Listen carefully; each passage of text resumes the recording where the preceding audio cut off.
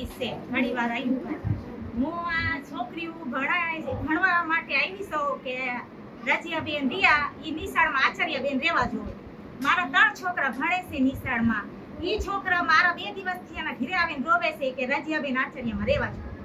મારી તો 8 વર્ષની છોડી રોજુ રહીને કાલ આખો દિવસ રોતી હતી કે અમારે રજિયાબેન આચાર્યમાં રહેવા જોઈએ. એટલે રજિયાબેન આચાર્યમાંથી કાઢવાનો શું કામ આવે છે? એ આટલા વર્ષથી અને અમારે રાતીદેવની નિશાળમાં રહ્યા છે 19 વર્ષથી, હવે શું કામ કાઢવામાં આવે છે? રજિયાબેનને રાખવા જોવે છે આચાર્ય. એ નિશાળોને આ બાળકો તાળા મારશે ને આમાં છોકરા નિશાળ ભણવા નહીં જાય. મારું નામ હોરા માનસી સુરેશભાઈ છે. હું ધોરણ 8 માં અભ્યાસ કરું છું. આજે રજા મેમ વિશે હું થોડુંક કહીશ. રજાબેન રિયાને ઈ રહી છે તો આખી સ્કૂલ છે ને અમાર વિશે ઘણું બધું ઈ કરી શક્યા છે. અમને 9 વાગ્યાથી 7 વાગ્યા લગી રાખે, અમને ચા નાસ્તો આપે, બધું આપે, અમને માં સમાન રાખે. રજા મેમ રહેવા જોઈએ. મારું નામ છે વોરા દીપિકા દિનેશ. શાળાના આચાર્ય શ્રીની બદલી થાય છે.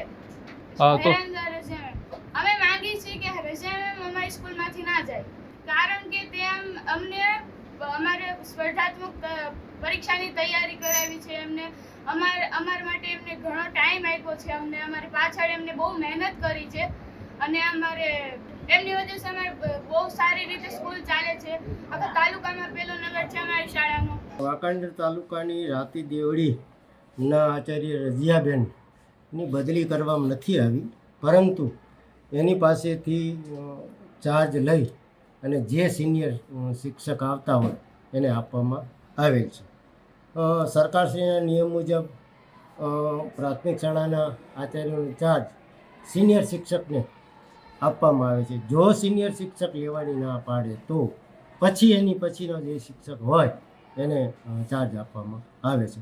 એ અનુસંધાને તાલુકા શાળા રામકૃષ્ણની વારંવાર રજૂઆત હોવાના કારણે થઈ અને સમયસર માહિતી નથી આપતા અથવા કંઈક પગાર બિલ સમયસર નથી આપતા, આવી બધી એની રજૂઆતને ધ્યાને લઈ અને જે સિનિયર શિક્ષક છે એનો રાતીદેવડી શાળામાં આચાર્ય તરીકેનો ચાર્જનો હુકમ કરેલ છે. ત્યારે કોઈ પ્રશ્ન એવા અમારા ધ્યાને આવ્યા નથી, બરાબર.